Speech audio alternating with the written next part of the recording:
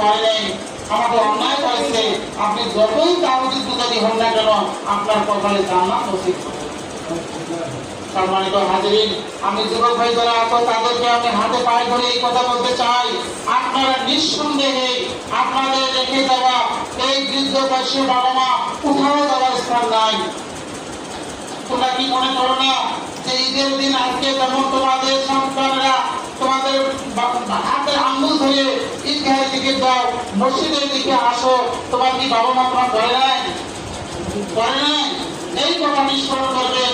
এই জন্য আল্লাহ তাআলা বাপ মায়ের উদ্দেশ্যে একটা আয়াত দিয়েছেন, রব্বির রাহমহুমা কামা রাব্বায়ানি সগীরা। এই কথার অর্থ হচ্ছে যে আমি যখন একদম ছোট মানুষ ছিলাম, নিষ্পাপ মানুষ ছিলাম, মায়ের পেট থেকে দুনিয়াতে আগমন করেছি, ওই সময় আমি খুব দুর্বল ছিলাম, আমি বুঝি নাই কোনটা ভালো জায়গা কোনটা